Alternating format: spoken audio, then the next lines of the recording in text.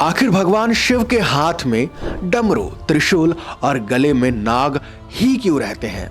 शिव की इन चीजों में छिपे हैं अनगिनत रहस्य, जिनका संबंध सिर्फ व्यक्तित्व से नहीं बल्कि सृष्टि के अस्तित्व से भी है। भगवान शिव के हाथ में जो त्रिशूल रहता है वो सिर्फ एक अस्त्र नहीं बल्कि ब्रह्मांड के 3 महत्वपूर्ण गुणों का प्रतीक है। शिव पुराण में वर्णित किया गया है कि त्रिशूल के 3 शूल, सत, रज और तम सृष्टि के ये आधार है। ये 3 गुण ही जीवन के हर पहलू को प्रभावित करते हैं। इन तीनों के बिना ब्रह्मांड की रचना जो है वो असंभव होती है। कहानी है, जब ब्रह्मांड का आरंभ हुआ तो इन गुणों को भगवान शिव ने अपने त्रिशूल में समेट लिया। सत्य से जीवन की रचना और रज से प्रवाह और तम से उसका संहार होता है।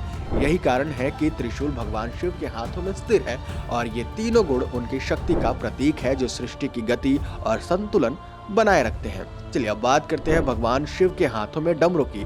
माना जाता है कि जब सृष्टि की रचना हुई तो देवी सरस्वती ने अपनी वीणा से एक ध्वनि उत्पन्न की, लेकिन वह केवल खाली आवाज थी। उसमें कोई भी सुर नहीं था, संगीत नहीं था। तब भगवान शिव ने अपनी नित्य मुद्रा में आकर 14 बार डमरू बजाया और इस डमरू के सुरों से ही सृष्टि में जीवन की ध्वनि, ऊर्जा और लय का जन्म हुआ।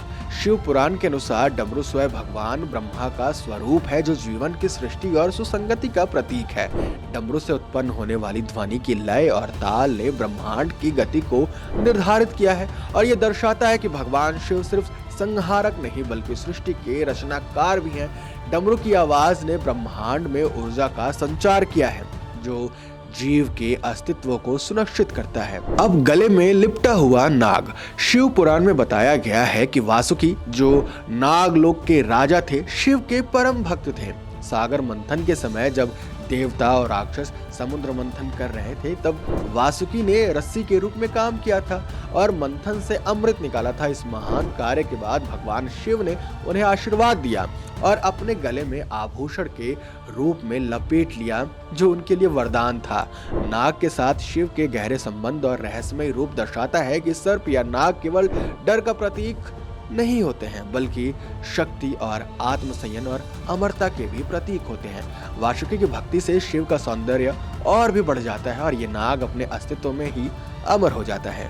भगवान शिव का त्रिशूल, डमरू और नाग केवल शस्त्र नहीं बल्कि जीवन के गहरे तात्विक पहलू को दर्शाने का प्रतीक भी है। त्रिशूल से सृष्टि के तीनों कार्य का, डमरू से ऊर्जा का और लय का और नाग से अमरता का, शक्ति का प्रतीक मिलता है। इन सब के माध्यम से भगवान शिव न केवल संहारक हैं बल्कि रचनाकार हैं और सजीवक भी है। यही कारण है कि शिव जी की पूजा में इन तीनों प्रतीकों का बहुत महत्व है और ये हमें जीवन की सच्चाई को गहराई से समझने का अवसर देते हैं।